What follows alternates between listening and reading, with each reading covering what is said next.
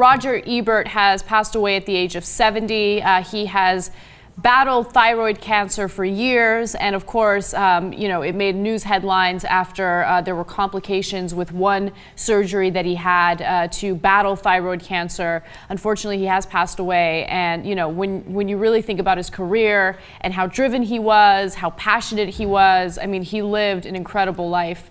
And it's always one of those awkward stories to talk about when someone as accomplished and as influential as he was passes away. I mean, what do you say? Well, I know what to say.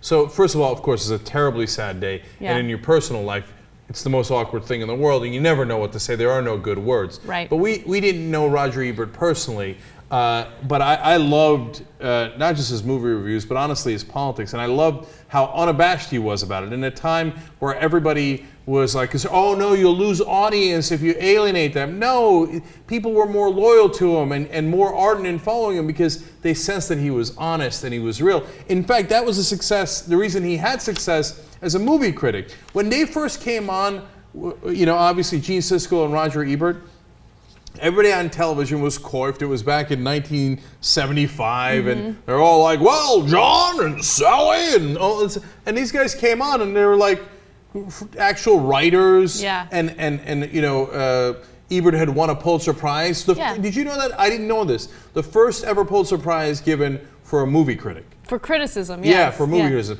So that was amazing. So they come on and they're like frumpled or whatever the word is, and they're like, I like this movie. I didn't like it. Now they're really smart guys. So they weren't like, but they weren't polished. But guess what? People loved that. Yes. So the appeal was that they were real people that others could identify with. And what I also didn't know, maybe you knew this, he actually didn't get along with Siskel in the very beginning, prior to working together. Now, of course, they grew to love one another, not in that way, but they were like brothers. I love the gratuitous adjective, not in that way. Well, that sounded kind of weird. But apparently Ebert loved the ladies. He did love the ladies. He loved attractive, accomplished women. Well, you see that, not just attractive, but smart women. Yeah, I like that. And by the way, he eventually wound up getting married to the love of his life. And on the Siskel relationship, now back in the 1970s, the newspapers were huge. They're not like now, like who's your local movie critic in your local paper.